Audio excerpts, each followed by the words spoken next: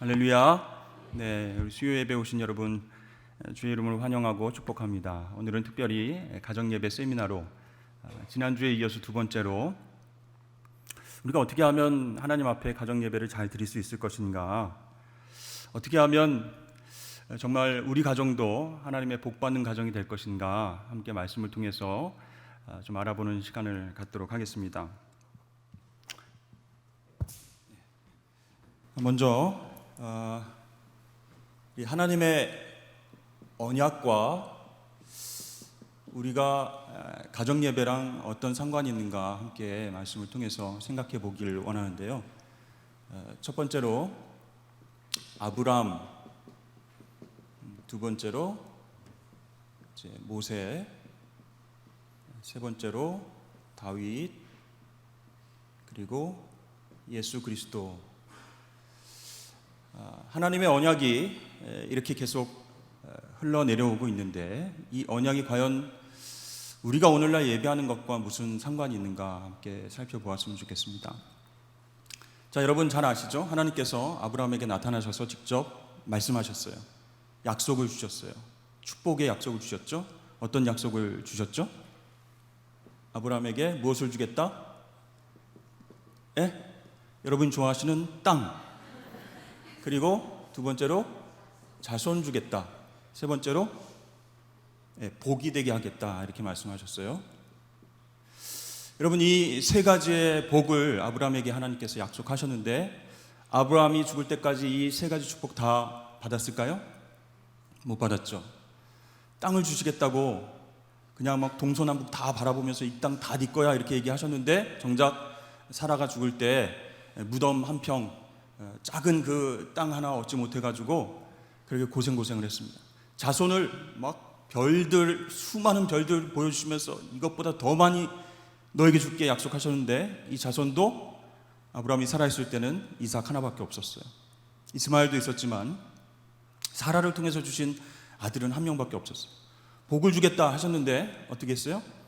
맨날 사라를 누이라고 속이고 그렇게 못난이처럼 질질 끌려다니는 모습들을 보았습니다. 그러나 아브라함은 자기의 생전에 이 세 가지 축복을 받지는 못했지만 하나님 후손을 통해서 나에게 주실 것이다 라고 믿었다는 것이죠. 그래서 이 하나님의 언약은 이 믿음과 참 관계가 있다라는 것을 생각해 보시면 좋겠습니다.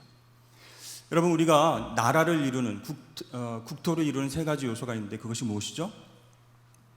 영토, 국민, 주권. 다 아시죠? 하나님께서 땅을 주시겠다, 영토, 자손을 주겠다, 국민, 복을 주겠다, 주권적인 삶을 하겠다, 이렇게 약속하신 것이죠. 자, 그러면 하나님께서 아브라함에게 이 약속, 세 가지 약속을 하신 것은 무엇이냐면, 하나님 나라가 아브라함 너를 통해서 이루어지게 하실 것이다, 그런 약속이에요. 그러면 이 하나님 나라, 곧 이스라엘 아닌가? 그렇게 생각할 수 있는데, 이스라엘의 한정에서만 생각하면 안 된다는 것이죠. 하나님 나라, 이거는 공간적 개념이 아니고 하나님의 통치를 의미한다. 하나님의 다스림, 그것이 바로 하나님 나라예요. 그래서 이 하나님 나라를 바실레이아라고 하는데, 그것이 바로 하나님의 통치라는 개념입니다. 그러니까 아브라함에게 땅, 자손, 복을 주겠다라고 하신 그 하나님의 약속은 뭐예요? 내가 통치하는 나라를 이루겠다라는 것이죠. 하나님이 직접 왕이 되셔서 다스리시는 나라, 하나님 나라를 너를 통해서 이루겠다. 엄청난 복이죠. 그래서 오늘 본문 말씀 잠깐 띄워주시죠. 창세기 17장 7절에서 9절까지 말씀 한번 읽어볼까요? 내가 내 언약을 나와 너 및 내 후손 사이에 세워서 영원한 언약을 삼고 너와 내 후손의 하나님이 되리라. 내가 너와 내 후손에게 내가 거류하는 이 땅, 곧 가나안 온 땅을 주어 영원한 기업이 되게 하고 나는 그들의 하나님이 되리라. 하나님이 또 아브라함에게 이르시되 그런즉 너는 내 언약을 지키고 내 후손도 대대로 지키라. 아멘. 하나님께서 땅, 자손, 복을 주시면서 이 언약을 너도 지키고 네 후손들도 대대로 지켜라. 그러면 내가 너희를 다스리는 왕이 되겠다, 하나님 되겠다. 하나님 통치에 대해서 약속을 하신 것이에요. 자, 그러면 모세에게는 하나님께서 어떤 언약을 주셨을까요? 하나님의 언약이 아브라함에게 임했고, 하나님 모세에게 시내산에서 10계명을 주셨죠. 하나님 말씀, 율법, 계명 주셨습니다. 그래서 이 10계명을 가지고 너희가 지금 광야에서 방황하고 있지만 약속의 땅, 가나안 땅, 그거를 이미 아브라함에게 약속하셨죠. 그래서 모세가 출애굽해서 광야를 거쳐서 가나안 땅으로 들어갈 때까지 그렇게 인도함을 받고 가나안 땅에 들어가서는 말씀에 순종하며 살아라. 그러면 아브라함 너희들 조상에게 준 내 언약이 이루어지게 하겠다, 이렇게 말씀을 하셨어요. 자, 그러면 이 모세가 이제 자기도 들어가고 싶은데 약속의 땅을 못 들어가게 됐어요. 그렇죠? 그래서 신명기 말씀을 통해서, 신명기 하면은 매울 신자가 아니라고 그랬죠? 무슨 신자예요? 거듭 신자. 그래서 듀트로라노미 이렇게 얘기합니다. 듀트로가 붙은 거는 이제 반복한다, 그런 뜻이에요. 그래서 말씀을 계속 반복하는 거예요. 신명기, 하나님의 말씀을 계속 반복해서 이스라엘 백성들을 계속 지금 교육을 시키는 겁니다. 너희들 있잖아, 그 가나안 땅에 들어가면 꼭 말씀에 순종하면서 살아야 된다. 그렇게 강조한 것이 신명기예요. 신명기 6장 말씀 한번 띄워주시죠. 한번 읽어보겠습니다. 시작. 이는 곧 너희의 하나님 여호와께서 너에게 가르치라고 명령하신 명령과 규례와 법도라. 너희가 건너가서 차지할 땅에서 행할 것이니 곧 너와 내 아들과 내 손자들이 평생에 내 하나님 여호와를 경외하며 내가 너희에게 명한 그 모든 규례와 명령을 지키게 하기 위한 것이며 또 내 나를 장구하게 하기 위한 것이라. 이스라엘아, 듣고 삼가 그것을 행하라. 그리하면 내가 복을 받고 내 조상들의 하나님 여호와께서 내게 허락하심 같이 젖과 꿀이 흐르는 땅에서 내가 크게 번성하리라. 이스라엘아, 들으라. 우리 하나님 여호와는 오직 유일한 여호와시니 너는 마음을 다하고 뜻을 다하고 힘을 다하여 내 하나님 여호와를 사랑하라. 아멘. 신명기 말씀을 통해서 계속 반복해서 마음과 뜻과 힘을 다해서 여호와 하나님 사랑하라. 그런데 사랑하면 어떻게 해요? 하나님 주신 계명을 지킨다라는 거죠. 계명을 지키는 자라야 하나님 사랑하는 자니, 그렇게 말씀하고 있죠. 그래서 모세 때는 이 하나님의 언약이 이루어질 수 있도록 너희들 가나안 땅에 들어가서 꼭 말씀대로 살아야 돼, 그렇게 이야기했습니다. 자, 이제 가나안 땅에 들어가서 여호수아 정복 전쟁을 통해서 땅 분배를 마쳤죠. 그리고 12지파가 이제 땅을 분배받고 살아가게 됐습니다. 그리고 나서 이제 왕정 시대가 오죠. 하나님 우리에게도 왕을 주십시오. 그래서 하나님께서 사울을 초대 왕으로 세워 주셨는데 그는 실패를 했고, 그 다음에 다윗이 왕이 되었습니다. 하나님 마음에 합한 다윗이 나라를 잘 통치하고 다스렸어요. 하나님께서 다윗을 너무 기뻐하셨습니다. 다윗을 통해서 언약을 주셨어요. 그것을 다윗 언약이다, 이렇게 말씀하고 있습니다. 그러니까 아브라함에게 처음에 주셨던 언약이 계속 이어지는 거예요. 모세를 통해서, 다윗을 통해서. 다윗 언약, 여러분, 우리가 굉장히 내용이 길지만 사무엘하 말씀을 통해서 한번 살펴보도록 하겠습니다. 한번 보여주시죠. 자, 우리 15절부터 한번 보여주실까요? 한번 읽어보겠습니다. 시작. 내가 내 앞에서 물러나게 한 사울에게서 내 은총을 빼앗은 것처럼 그에게서 빼앗지는 아니하리라. 내 집과 나라가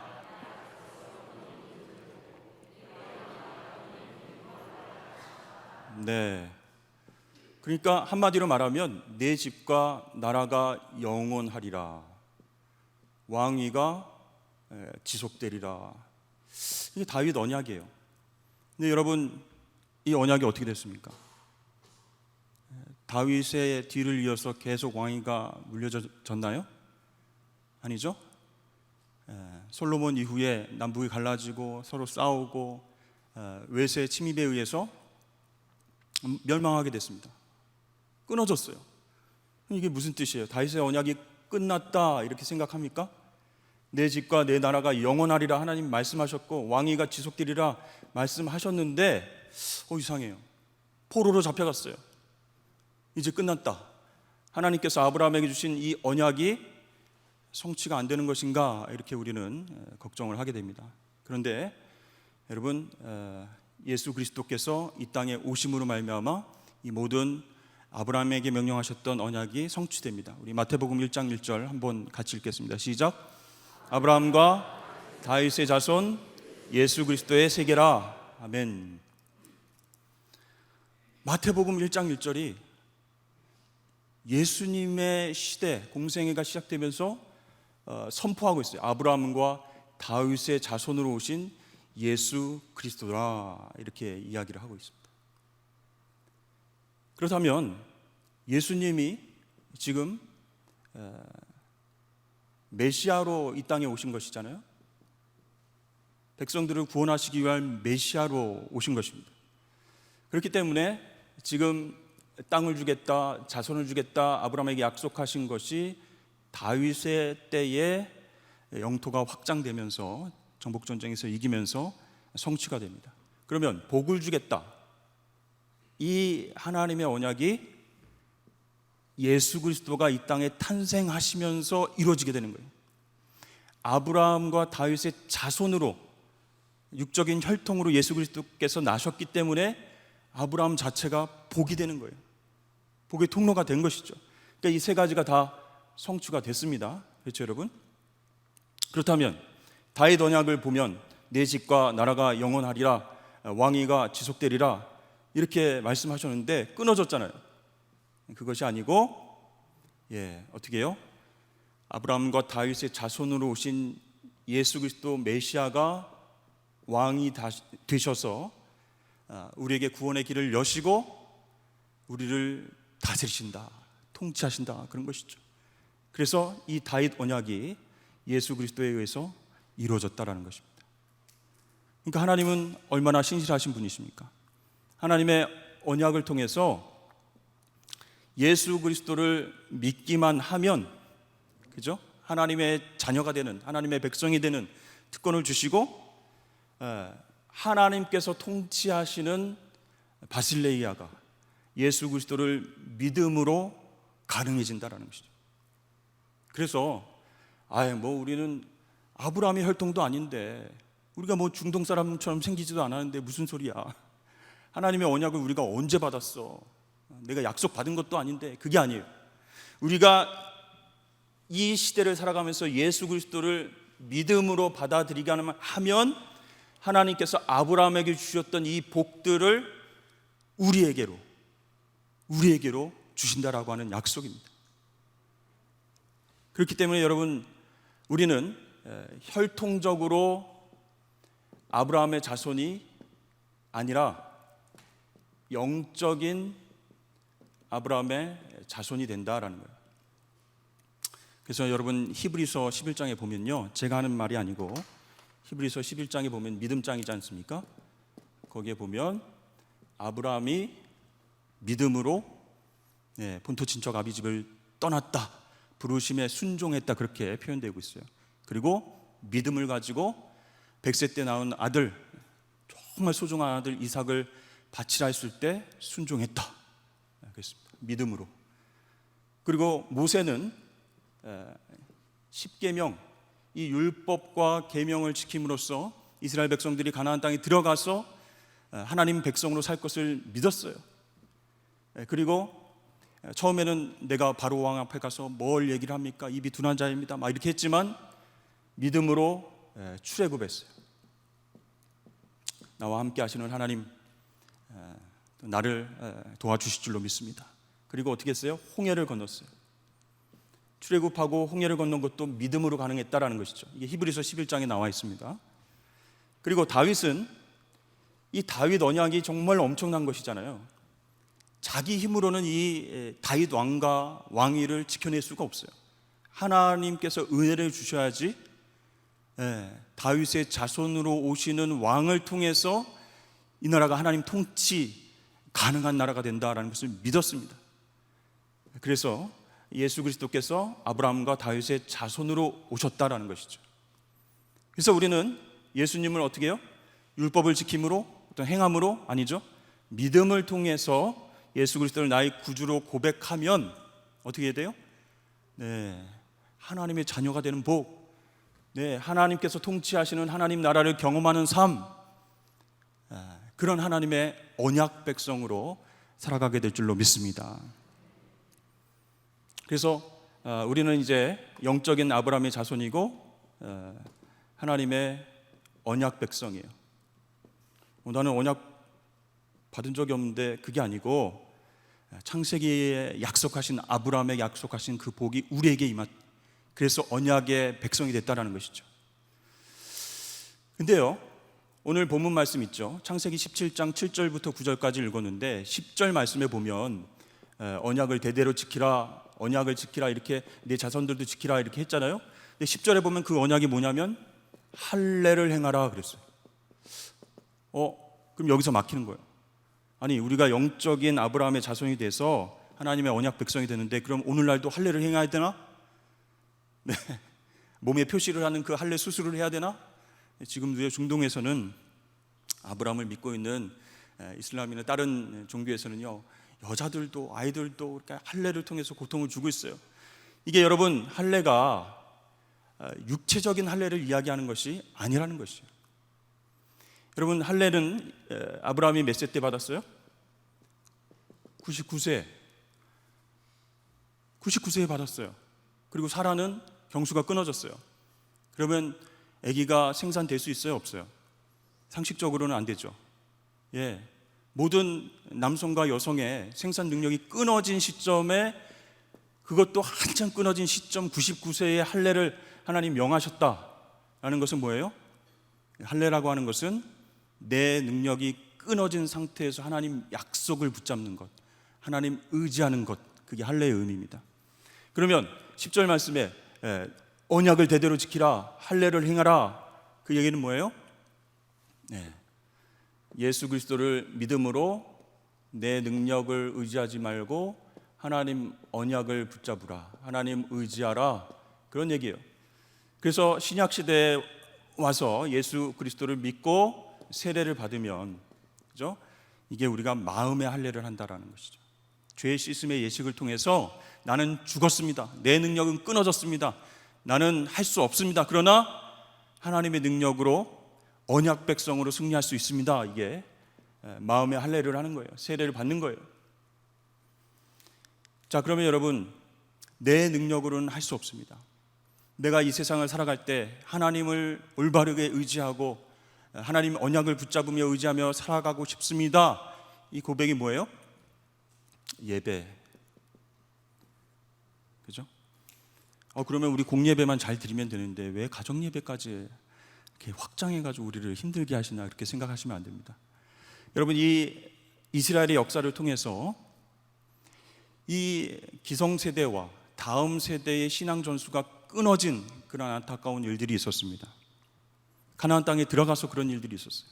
그때 하나님의 말씀을 전수하지 못하고 예배를 드리지 못했기 때문에, 나의 능력으로는 안 됩니다, 하나님의 언약 붙잡습니다, 하나님 능력을 의지합니다 하는 예배가 없었기 때문에 다음 세대의 신앙이 전수되지 않았다라는 것이죠.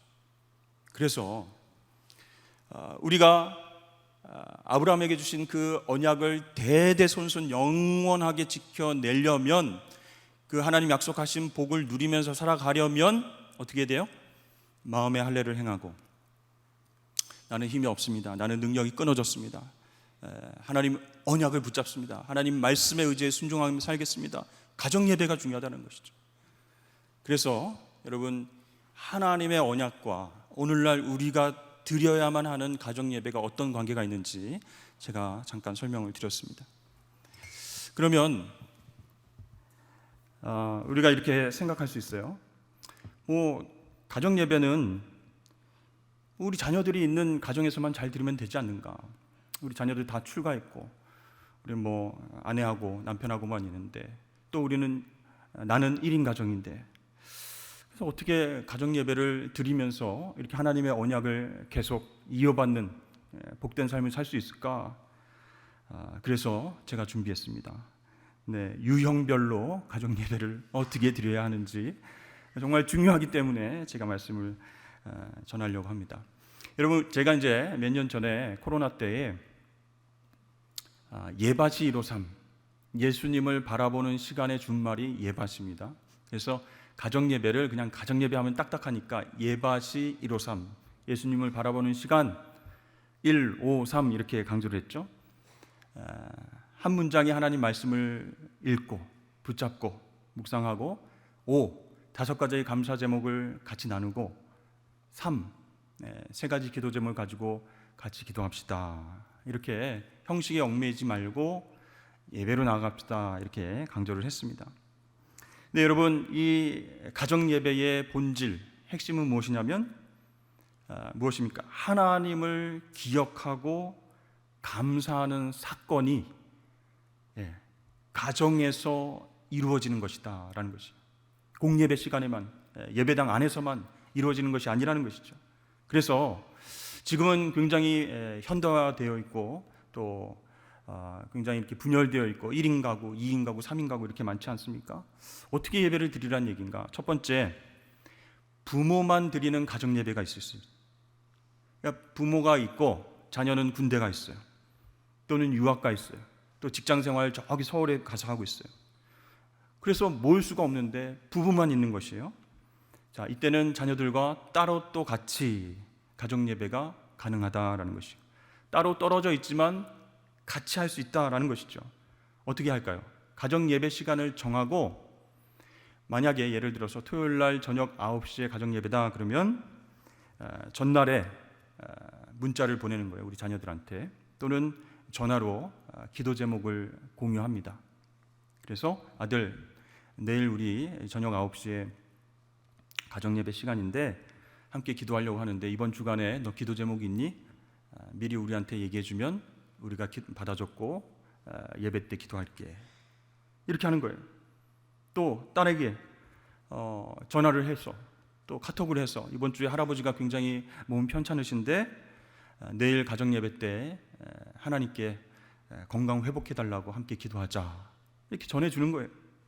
그러면 토요일 저녁 9시가 되면 따로 떨어져 있지만 다른 공간에 있지만 그 시간에 감사의 기도 제목, 치유와 회복의 기도 제목을 받았기 때문에 같이 예배를 하는 거예요. 같이.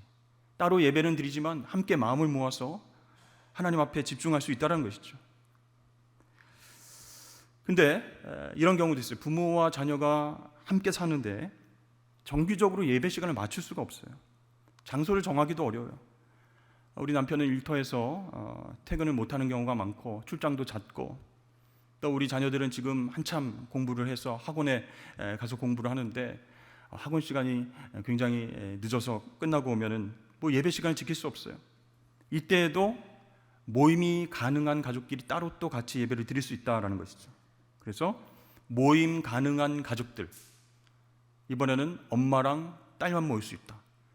그 다음에는 아빠랑 아들만 모일 수 있다. 그러면 그 가능한 가족들이 모여서 지금 없는 우리 가족들의 상황들을 같이 나누고 기도 제목들을 함께 나누면서 기도하고 예배할 수 있어요.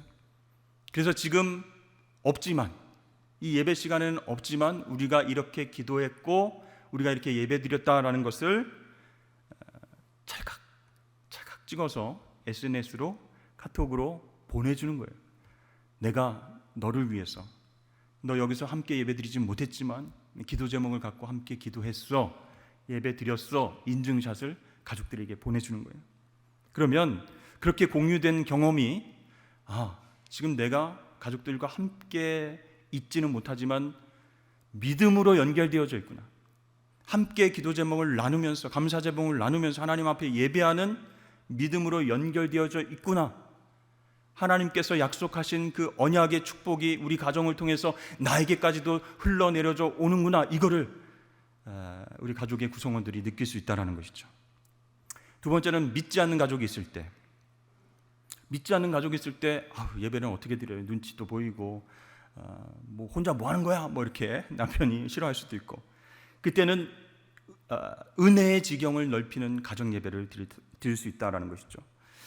그래서 가족 중에 믿지 않는 남편이나 자녀들이 있으면 굉장히 부정적으로 이제 바라보면서 못하게 방해하거나 지금 배고픈데 밥을 줘야지 왜 예배를 드리고 있어? 뭐 이렇게 막 공격한다거나 그럴 수 있어요. 그래서 은혜의 지경을 넓히는 예배를 드리기 위해서는 어떻게 해야 되는가?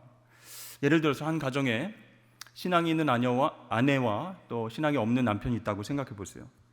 그래서 가정 예배를 시작하지는 못했어요. 그래서 남편을 억지로 탁 붙잡고 지금 예배를 드려야지, 당신이 지금 뭐 하는 짓이야? 그러면서 예배 자리에 억지로 앉아가지고 기도해. 가장이니까 한번 인도해 보시오. 이렇게 하면 큰일 나죠. 네, 그게 아니고 예수를 믿고 있는 아내가 먼저 하나님 은혜를 경험한 것을 나누는 거예요. 언제? 밥을 먹으면서, 식탁 앞에서, 또는 차를 마시면서 자신이 경험한 하나님의 은혜와 사랑을 흘리는 거예요. 여보, 내가 이런 일이 있었는데 정말 힘들고 어려운 일이었는데 하나님께서 내 기도에 응답해 주셨잖아. 이렇게 풀렸잖아. 하나님 이렇게 역사하셨잖아. 그러면 아이고 그게 하나님 때문이냐? 그냥 우연히 된 것이지 하면서 남편이 막 처음에는 부정적으로 생각할 수 있어요. 그런데 하나님이 어떻게 도와주셨는지, 이 불가능한 문제가 어떻게 해결됐는지 하나님 경험에 대해서 기회가 되면 될수록 얘기하면요, 이 안 믿는 남편이 적극적으로 예배에 참여하지는 않았지만 믿음이 있는 아내가 하나님 앞에 늘 감사하면서 예배하는 것을 알고 있기 때문에 하나님께서 살아계실 수도 있겠다, 하나님이 역사하셔서 도와주실 수도 있겠구나라고 하는 생각이 들어오게 된다는 것이죠. 그럼 여러분, 이게 큰 수확이에요. 믿지 않는 가족에게 그런 마음이 생긴다. 우리 자녀들이 뭐 맨날 엄마는 교회만 가고 열심히 기도한다고 그러고 전도한다고 그러는데 부정적으로 생각하고 있는 우리 자녀들이 하나님의 은혜의 지경이 넓어져 가는 엄마의 신앙생활 간증을 듣고 나서 이런 생각을 한다면, 하나님이 엄마처럼 내 삶에도 도움을 주시면 좋겠다, 그런 마음이 생긴다면요, 이것은 하나님의 은혜의 지경을 넓히는 놀라운 역사가 된다는 것이죠. 그래서 나중에는 가족들이 모여서 하나님의 은혜를 함께 나누고 감사한 제목들을 가지고 기도하는 그런 예배 시간으로 만들 수 있다는 것이죠. 세 번째로 이제 1인 가구가 있습니다. 이 1인 가구는 혼자 있어서 스스로 영적인 예배의 어떤 분위기를 이제 갖춰야 되겠다 하고 노력해서 예배를 드리는 사람이 있는가 하면은, 혼자서는 너무 연약해서 한번 드리려고 했다가 한번 말씀 읽으려고 했다가 기도하려고 했다가 에이 뭐 다음에 하지 하면서 혼자서는 힘든 그런 상황이 있어요.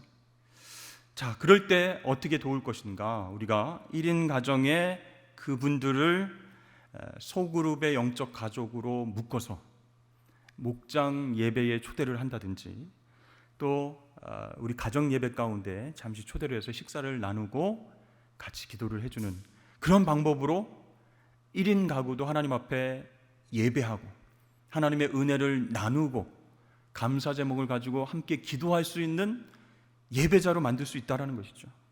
그래서 일상적인 삶에서 이게 참 불가능하다 생각했는데 정말 함께 예배를 드릴 수 있구나, 지속적으로 영적인 가족들과 교제할 수 있구나, 이것을 깨닫게 되면서 하나님 앞에 예배하는 것이 너무 즐거워지게 되는 그런 역사가 일어날 수 있습니다.